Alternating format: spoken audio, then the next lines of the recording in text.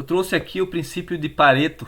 Não sei se vocês já ouviram falar, mas isso foi criado, Pareto, né? Foi um cara aí do século XVIII, foi lá na época de 1700 e pouco, ele criou esse princípio e ele diz que 20% do nosso esforço produz 80% dos resultados.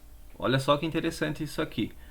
Quer dizer que 20% do que a gente faz, da energia que a gente gasta, 20% de tudo que a gente faz, 20% é o que gera resultado. Os outros 80% muitas vezes são tempo desperdiçado ou gasto com coisa que não gera nada.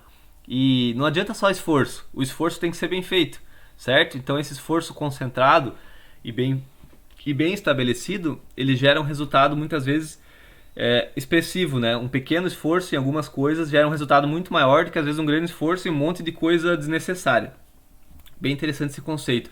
E aí, no século XX já, 1951, tem um cara, já vou trazer o nome dele, que ele trouxe essa lei das poucas coisas vitais. É mais ou menos parecido, ele trouxe, né, ele derivou do princípio de Pareto, e ele diz que é possível melhorar imensamente o resultado de algo resolvendo uma fração minúscula dos problemas.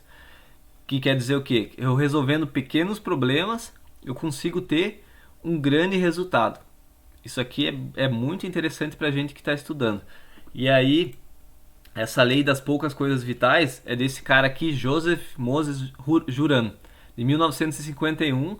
E aí ele propôs essa ideia das poucas coisas vitais. E nessa época aqui, 1950, o Japão ele tinha fama de ser conhecido como um país que tinha má qualidade nos produtos. Peguem de exemplo a China. A China tem essa fama, né? Apesar de estar melhorando bastante, a China tem a fama de má qualidade. Naquela época, lá 70 anos atrás, o Japão tinha essa fama aí de produzir coisa ruim, né? De produzir má qualidade. E aí ele fez uma proposta para uma galera lá no Japão sobre essa ideia, né? De resolver pequenos problemas para gerar grandes resultados, resolvendo aos poucos pequenas coisas para que no fim tivesse um resultado. E aí o pessoal acabou aceitando. E aí o Japão foi aos poucos, né, ao longo dos anos, se tornando a potência que é e a qualidade que tem, né? Então hoje você fala em Japão, seja a produção de carro, seja a produção de qualquer produto, se pensa em qualidade, né? Se pensa em coisa boa. E então isso foi gerado usando esse princípio, né? Esse princípio aí das poucas coisas vitais, né? Em resolver pequenos problemas para ter no final um bom resultado. E aí a gente traz isso para a nossa área dos estudos. Quantas vezes a gente, né, fica pensando que tem muitos problemas para resolver e deixa de resolver os pequenos problemas.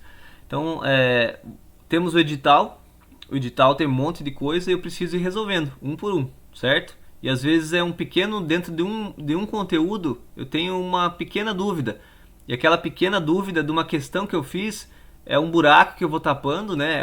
É algo que eu vou construindo e aos poucos esses pequenos problemas que eu vou resolvendo, eu vou fechando, né? Eu vou construindo a minha teia para ter um resultado bom no final. Então, levem isso, né? Peguem esse princípio aí das poucas coisas vitais para focar no que precisa ser focado, nas dificuldades de vocês, no que vocês estão tendo de dificuldades. Nós temos dois grupos de pessoas acompanhando aqui essa mentoria.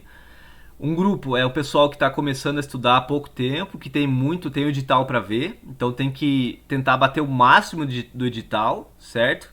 Fazer o máximo que puder até o dia da prova. E nós temos um grupo de pessoas que já estão num nível mais alto, já há bastante tempo estudando, que precisam ir melhorando pequenas coisas, aquelas coisas pequenas as dificuldades, né, os desafios daquelas pequenas coisas que não conseguiu aprender ainda e tapando esses buracos para chegar lá com o máximo de possibilidade de acerto possível.